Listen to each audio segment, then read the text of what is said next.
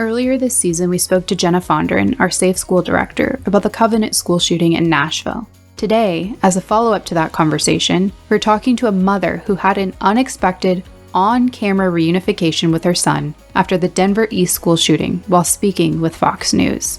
Fox didn't send me to cover this. They said, go to be a parent, go do your thing. And then if you're ready, then fine.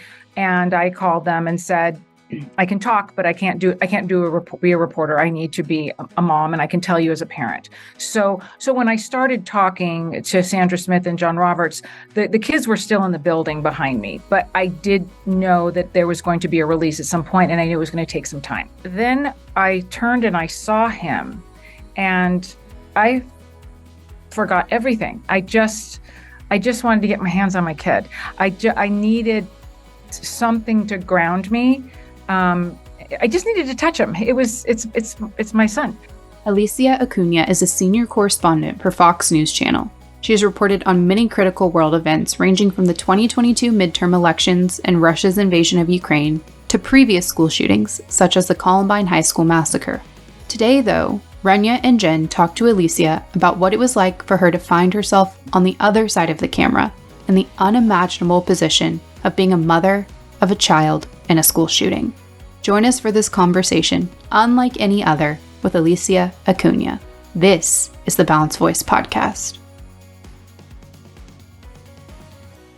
Like so many people watching, we watched your video of you actually embracing your son. But before we get to that, the video that made us all cry, talk to us about your journey at Fox. Like, you've had an unbelievable career and it's going strong. Oh, well, that's very kind of you. And thank you so much for having me for this conversation. I've been with Fox for 26 years. So I've pretty much grown up here. I started off, I majored in broadcast journalism, and I never thought that I wanted to be on TV. I wanted to be a producer. And when I was, let's see, I had a fellowship in New York after college, and went to work on the assignment desk in a local station in San Diego. And there were some people there who encouraged me to try on air. And I thought I could never do that ever, be on TV live. That's just not something I can handle. But eventually I worked in a couple of places, and Fox had just come into creation, and they hired me. I got a call from my agent, and she said, the Fox News Channel wants to hire you. And they had only been on the air for about, I think, 10, 11 months. And I said, what is that? And I've never heard of this before. And we had this conversation. She's like, well, I said, do you think it'll hurt my chance in local news to, well, do you think I can make it back? And she said, it was such a loose conversation. I was like, well, let's give it a try. And isn't that crazy to think about that now? Yeah. I was like, it's the best bet of my life. So, yeah. So the greatest stories, behind these fabulous careers, it's like the greatest story of, we just had a chance meeting, and we just had to go for it. And here it's like happenstance. So it happens all the time and creates great, amazing outcome. No rhyme or reason, right? Yeah. Right. And you've covered so much in that time. And, we're fascinated by women in the media. Honestly, I'm fascinated by the media in general. It's changed so much, obviously, since you've sat at the seat that you're sitting in. And I'm sure you've watched it go from diehard journalism to anyone who has a phone thinking that they have the ability to be a journalist and really shape news and conversation. I'm curious what that's been like for you. Well, it's been an interesting journey for sure. And it's become, less traditional as the years pass. And sometimes I think it can be really easy to let it rub you the wrong way if you've been in it long enough. However, I'm finding that new voices, fresh voices, new technologies are helpful, because that's the world that we live in, and it's a reflection of where we are.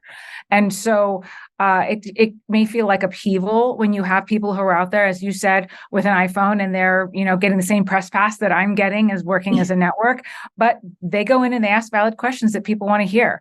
I think the rules are a little bit different depending on where you work, and that can be unsettling depending on where you sit, but we're all here. And, I don't think it's my place to chase somebody away who's trying to do something new, as long as if they're trying to be helpful and get more information out. Well, I think the interesting dichotomy when we talk about school safety and like teaching children to be careful online and so on and so forth, your world now has become about you have to like being liked, right? Because now your ratings and your likings and the reshares that you're getting online is so important to the work you do. So how do you feel about that, especially navigating with your kids, the things that they need to do? I don't like it. It's so hard. It's so hard because I have had to learn along the way. And, it's just, especially sometimes when you grow up in a family that's like, you don't brag and you're a little bit modest and then now I'm in an industry where it really helps move your stories forward if you are able to generate traction online. And my kids, of course, are very comfortable with it. It's just it's as natural to them as it is, opening the refrigerator to get something to eat. But for me, there's always this discomfort of, do I want to put this out there? Do I not want to put this out there? So there definitely has been a learning curve, but that just, I think, comes with my generation. Some people have been better at it than others. I can't say that I've been better at it, but trying to also watch my kids navigate it has been tough because I'm not as bothered by things that people say online. It's just not something that gets to me. And so I'm able to use that as a tool to say, look, I know what it's like to have people come at you online. I know I'm like one of the rare parents who maybe doesn't understand that portion. But I also understand your need to be on there, and we just have to kind of keep in touch with each other and also, go over all the different warnings that are really important too. Number one, we have to send her your book. I would love for you to read Rania's book that she just wrote. It's called The Online World. And I'm sure you run across tons of people that really, it teaches you how to create strategies with your kids about the online world. But number two, I think this leads us into my burning question is, how did you find out about what was happening through your, because now you have, these days you have untraditional sources that you're getting your information through, right? Did you find out through your son, through the online, through social media, or through your news desk of what was happening at your child's school? At East High School last month. Yes. I was sitting here at my desk where I'm sitting right now, and my son texted me and said, Mom, there are ambulances and cop cars outside the school, and I'm on lockdown. And he has had East High School has had a kind of a troubled year, and he had been in some lockdowns before. So I wasn't alarmed immediately, but and then he started sending me pictures that were being sent around in the school. Mm-hmm. And then he said, there are now police officers in assembly, and now we have police officers guarding our door. So I looked online, I went to Twitter, because the Denver Police Department's pretty good with their account, and they will let you know almost immediately when they're responding to something. There was nothing. And I work for the national network, but I called our local Fox, which is also in the same building, and I asked them if they had heard anything. They hadn't heard anything. And then, so I thought, well, maybe that's kind of strange that no one has seen or heard anything yet, but my son's there. And then I got a text from my sister, because my niece also attends East High School. And she said, Aubrey, my niece, Aubrey is hiding in a closet. They're on lockdown. I think this is real. And then I heard from my husband, and he called me and he said, I think something is going on at East High School, because his sons, my stepsons, were also there. Mm-hmm. And so then we all sort of agreed at the same time, and texts and calls, like maybe we need to start heading. And I'm sitting here and I start to hear sirens going off in the city. And then when I'm on the phone with my husband and my sister, I can hear the sirens. So we were all experiencing the same thing at the same time. Then I called my boss and said, look, there's something going on, and I don't have any information. And then my son texted me and said, 2 teachers have been shot. And I started shaking. I started crying. I started cursing. I was so upset, and I was on the phone with my boss, and she said, go be a mom. We'll take care of this. And I was trying to get myself together and get out the door and head toward East High School. So that's how it started. Yeah. And by then you drive up to the school. I mean, you talk about feeling angry and crying and shaking. It's like the love you have for your children, obviously, it cannot be described. Mm-hmm. And the moment you feel that there is a threat against them, and unfortunately, school shootings have become something we've all had to grapple with. And the thought that it's happening where your child is, it's like, it's hard. I imagine it's just hard to breathe in and out and just even compose yourself. But you made your way to the school now as a parent. And I saw in another interview you did that you said, you went straight to the reunification point. So was it an organized process? Were there a lot of chaotic things? Were parents screaming? I mean, I feel like I claw the windows as a parent. I have 3 young kids, but what was it like when you pulled up? So I went to the unit. So the way that the school sits kind of like this, right? And then on one side they have the reunification center, and then the other side is where they'll host the media. And I knew all of this from previous lockdowns. There was a swatting incident, so I knew exactly where to go. And so I'm driving there, going to the reunification center because I know that's where they're going to give us information as parents. And I do want to tell you this, as I'm on my way there, I did call Laura Ingalls. She's a reporter for Fox News because I was told she was going to be covering it. She's a mom and a friend. And her immediate response was like, oh my God, your kids. And she starts talking to me. And I said, I need to give you information right now about the school and everything I know, because that's the only way she was going to find out. So we're having that conversation. I arrive. I walk over to the reunification center, and yes, it was organized in that the police department had us in an area right across the street, and they had blocked off access to the school. So no one was going to be able to get onto the campus. However, it was chaotic in that there were parents arriving and they were asking questions. They were yelling. They were so angry that their kids were inside the school and that this happened. And then word started to spread that there were there were teachers who were shot, that there were staff members who were shot. We didn't know about students. We didn't know about anything else. So, a lot of tears, a lot of anger all at once. And so I wasn't getting much information there. But at some point, and the timeline gets kind of fuzzy for me, but at some point we heard that they were going to do a release, which I knew meant that the threat was no longer in the building.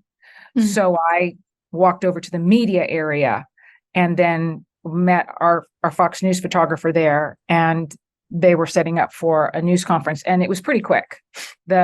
All the authorities came out, and that's when we found out what had happened.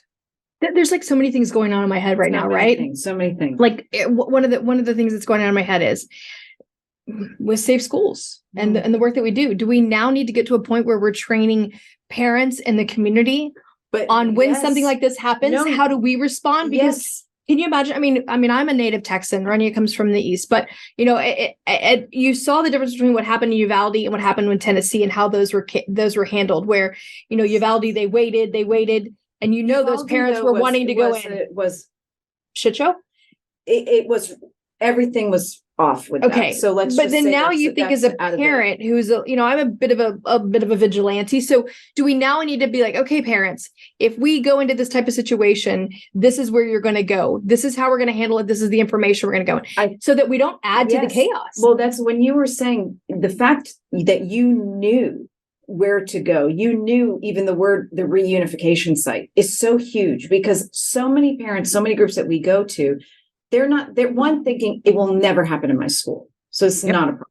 Or two, they're thinking, I if it happens, somebody's going to tell me what to do. But you forget the chaos and the panic of that moment. And when the parents add that chaos and that panic, it really keeps the school from doing what it needs to do, and the law enforcement from doing. So every school has does threat assessments, and they have a plan. And it's our job as parents to tap in and understand what that plan is. So if, God forbid, something ever happens on the campus, we know how to be part of the solution and help get our kids to safety as quickly as possible. Thank you to our sponsor, Fliplock, for making this episode possible. Fliplock is a door lock unlike any other lock that was created as a nationwide, straightforward solution to protect your people, whether that be in universities, dorms, daycares, hospitals, or even government buildings. It can be added to nearly any door to keep you and yours safe. We are proud to have such a strong and like-minded sponsor of the Balanced Voice podcast. Check out Fliplock at fliplock.com. That's FLIPLOK.com. Absolutely. We've sadly, over the years, we've all had an education that we never wanted. But one thing that I will tell you about, especially being here in Colorado, I covered Columbine. That was the first. That was the one that we all go back to, right? So that happened in Colorado, and so many things went wrong with the way that was handled because it was an unknown situation. This was something we hadn't comprehended yet on such a large scale, and it was like an earthquake, that was so devastating, and the coverage lasted for weeks, and it was on and on. It was this mystery that we were all trying to get our head around. That has changed. But out of Columbine, there were lessons that were learned for law enforcement, for school. Okay, so if you're talking about a place that is going to have the amount of experience and education when it comes to this exact type of event, it's going to be Colorado. Because this is where it started. My kids grew up, and a lot of kids have grown up with active shooter training. It starts off with like bad guy hiding. So there's that. But I will tell you, covering Columbine, I'll never forget this. When it happened, and there was no social media, so everyone is arriving. It's absolute chaos. Arriving with no information, right? No information and no way to get it in instantly. There was no way for anybody to get anything, right? There were some kids making phone calls, but it was nothing like it is today. And I remember going to what we would now call the reunification center, but they were calling it the meetup. It was at this middle school. And I was walking through this crowd of parents and looking at their faces, like maddeningly searching every face, looking for their face in the crowd. And then going into the school, and it was the cafeteria, and they had kids they were bringing up and walking them across the stage so that you could claim your kid, because a lot of parents couldn't reach them. So a lot has changed in terms of organization. And here we already know the way this works, because that's the way it works. But I think you bring up a great point. Parents need to know what to do. And there is not a place, unfortunately, in this country where this is not going to happen. Yeah. You know what? It's a little frustrating though. So I know Columbine was one of the biggest ones that was well covered and everybody. But in 1984, when I was an eighth grader going into my freshman year, Langham Creek High School, we had a student that shot our principal inside the cafeteria. Shot basketball. Yeah. So I guess what's a little frustrating though too now to look back, like it was happening back then, maybe not as much. I feel like why aren't we quickly getting to a place where we're educating everybody? I think Columbine was a turning point, because I think what you're talking about is a targeted moment, teacher to faculty. There's an issue there. But Columbine was like the first, like, kids who are suicidal, homicidal. They want to take as many people down with them. They've written manifestos. They're ready to create destruction. And we had never seen that before. Well, it did happen at Langham. That was the same with Langham Creek. So this wasn't one person after a student. I mean, one student after faculty. It was like a mass shooting. It was like a mass shooting. Oh my gosh. Yeah. And so now that let's talk about your interaction with your son, right?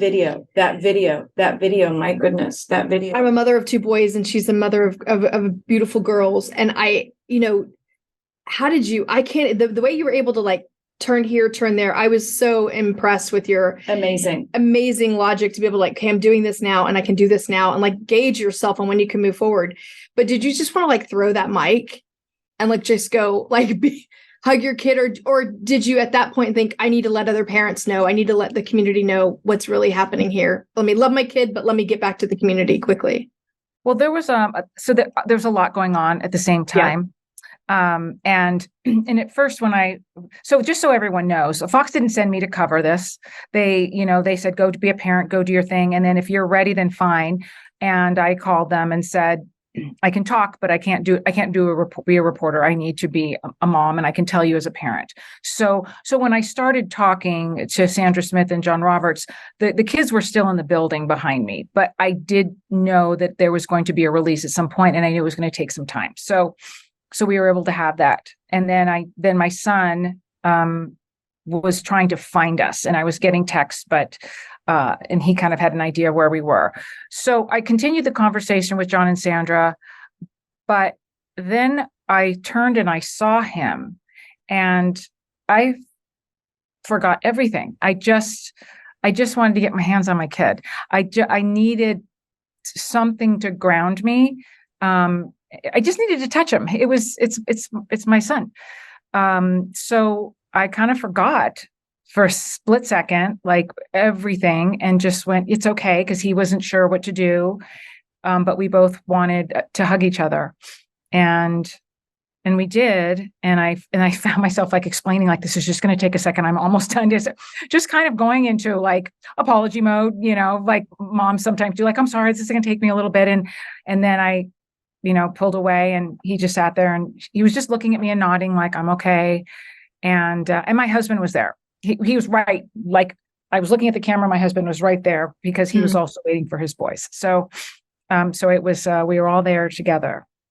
And then, Alicia, I think you humanized that moment for us. Yeah. You basically, for all of us that have seen this happen, and via the news and watched all the coverage, and it goes on for weeks, and you just kind of, you're like, okay, that's happening there. But I think what happened, we got to live and in person see this situation humanized and tap into that could very well be us.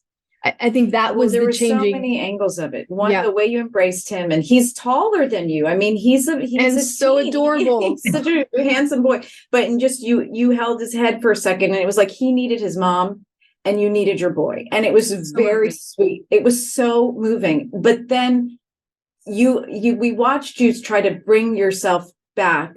But also you were a mom, and then you kept saying, no, we're okay. Are you okay, honey? He's okay. Okay. And everything in me was like, felt for you, but also was so proud of you because you're so strong and you're such a professional, but you're an amazing mom too. You're like everything we all want to be. That's very kind of you. I don't know. I mean, that's very nice of you to say. I honestly, and I will tell you, there are people and other colleagues, I don't know how you did it. And I think, oh, well, if someone would have told me, about this situation, I said, I wouldn't have been able to do it. I think sometimes, and as moms, we find a strength inside of us that we have no idea is sitting there. Yes. Until it's ready to go. And that's the only thing I can think of. Or compartmentalized. I've gone over this like I don't know. I feel like I probably would have been a disaster if I would have had time to think about it ahead of time. But there was just so much going on. But another thing I will tell you, as soon as I was standing there and I saw him and was able to put my arms around him, I immediately thought about all those parents that we've covered who don't ever get that. Yeah. And he and I talked about that a lot, about how there are a lot of people who don't get that hug. I'm curious about that. The conversations you had with your son, with your niece, with your stepsons. Now they've lived. There were multiple things that happened in the area. You had said through the course of the academic year, but this was probably the closest in terms of being scary and significant. What were those conversations like for your kids? So Mario, my son, and I, it's interesting. He has a job at a fast food restaurant, and he said, I could probably get out of work, but I think I need to go to work. And she's like, okay. So he wanted to dive and I want to go hang out with my girlfriend. He wanted to do something really normal. And then my husband and I wanted to do the same thing. I wanted to be normal. And my boss said, do you want the day off tomorrow? I said, no. Then I went to cover the Gwyneth Paltrow ski thing, and I tried to jump right back into work. And that was a mistake because I did not realize how much pent up anxiety I had. And a couple of days passed and I realized that my temper was getting weird. I was tearing up out of nowhere. And I talked to my sister-in-law, she and I are so close. And she said, oh, you tried to jump over the process. and she was right. I didn't give myself any grace. I didn't give myself any time to breathe. I thought we're lucky. Let's take it and keep going. And I should have, and my son too, he had a tough time.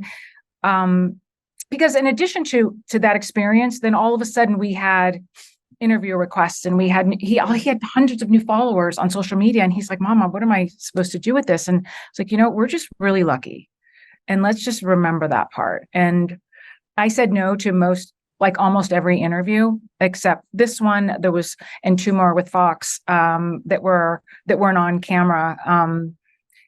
And the photographer who I've known ever since forever, who I was working with and was with me that day, I said, I keep saying, I don't want to do it. And he said, because it's like spiking the football.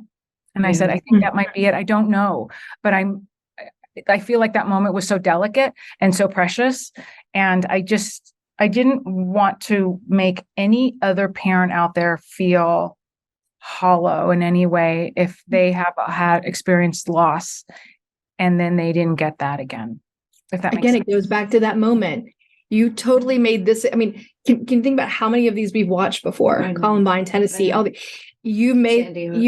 Hook, Uvalde, you totally brought it to a parent level, like a basic human level that was just completely different than what we've ever seen before. And as women in this industry that deal with school safety every day, we've been in the school safety space since 1997, oftentimes pleading with people to just stop and listen and look. And whether it's gang violence or drugs on campus, now fentanyl poisoning to active shooters, teen dating, I mean, that we deal with all of it. You definitely put, as Jen's saying, a human spotlight on it and handled it in it was just the most beautiful thing. And we're so thankful that you and your son are doing well, that you granted us this time with you. Yeah. We feel honored and lucky because I know you have. I was kind of nervous at first. I was like, how are we going to interview somebody that's an expert interviewer? I know. She's being graceful with us and we appreciate it. I mean, you are fantastic and we want to stay in touch. And we're just really so thankful for the time that you've given us. We know you have to jump on to more work ahead for you at Fox, but really thank you for sharing your story with us. Well, thank you so much. I really appreciate the conversation, and working on school safety, I think, is one of the most important things that we can do as people, because the kids are depending on us. And we had, I will tell you really quickly, my 2 stepsons, we took them to dinner the next night and they said, it's really nice that the school is offering us therapists, but there's nothing anyone can say to us that will guarantee our safety. All we want is to be safe. And there's nothing they can say. And that broke my heart because they were right. And there was nothing my husband and I could say to them to try to make it better. So the work you're doing, I think, is so important.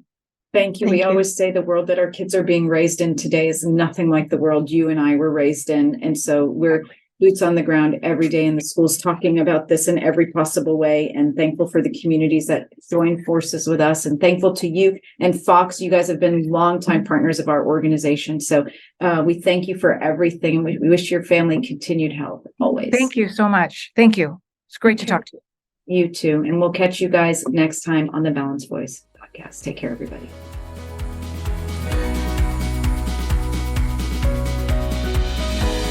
Thanks for tuning in to today's Balanced Conversation. You can find real solutions and tangible resources in our show notes at thebalancedvoicepodcast.com. To join the conversation, follow us on Instagram at The Balanced Voice Podcast and on Twitter at @BalancedVoice_. Stay up to date on Rania's work by following her at The Rania Report, and we can't wait to see you next week for another Balanced Conversation.